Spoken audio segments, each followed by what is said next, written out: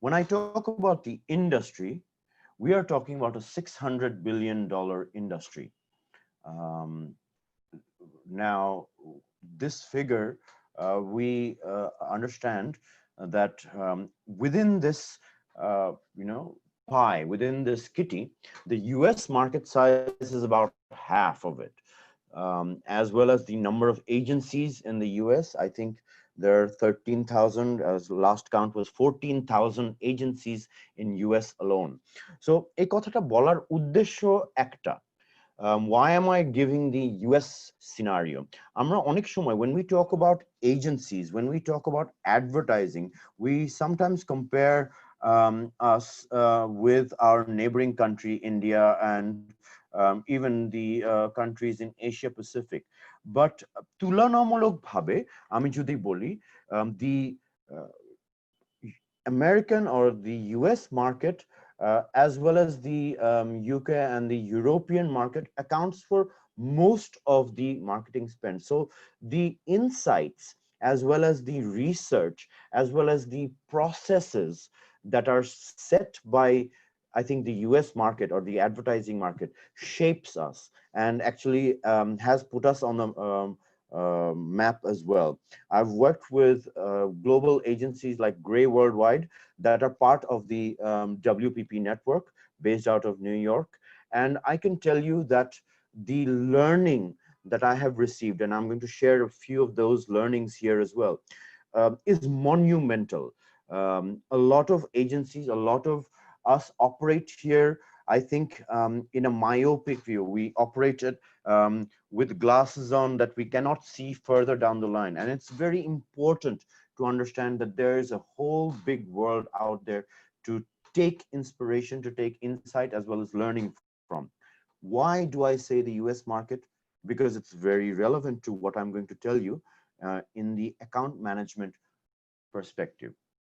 আমি একটা কথা একটু এখানে clarify করে নিতে চাই before I get into um, a little bit more detail. When I say account management, I am talking about the advertising agency structure or departmental segregation of personnel. So, as we know, I'm assuming you may know, but some of you may not. Within the advertising agency scenario, there are multiple sectors, or there are multiple departments. One key department, of course, is the creative department. Within the creative department, there are the writers and the designers. We call them copywriters or content writers. We call them designers, we call them art directors, we call them visualizers, DTP operators, and so on and so forth. And the creative director leads that department. Let's leave this department alone now. Complementing this department is the account management department or the client servicing department. This is, I think, the department that we are talking about today. Apart from these two departments, we have some functional departments as well. In the regular advertising agency scenario, we have, oh,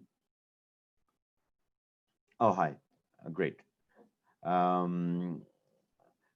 So in the regular scenario, we have the media department, the planning and analytical department. So where if it is a regular agency or traditional agency, like I would say, that handles above the line and below the line activities, we have the media department who handle all the press and TV and radio bookings, plannings, and buying. In the digital, we also have a media wing, but they deal with data as well as the digital buying and planning. Of course, just like any other office, we do have the functional sectors like the finance, the admin, the HR, and so on and so forth. But primarily, so in an advertising agency scenario, we have the creative department, we have the account management department, the media department, as well as the functional departments. Some of the agencies, now I say some, because this is not a worldwide phenomena. Um, uh, some of the agencies have a research and planning wing as well that supplements or complements the account management as well as the creative side. Having said that, our role in the account management department is the primary focus today. Our roles, um, now just to give you a little bit of history, back in the day, I think before the 50s, in the US, there was no department called account management. There was called the contact department or the contact executives. Why? Because they were the primary liaisons, they were the contact points.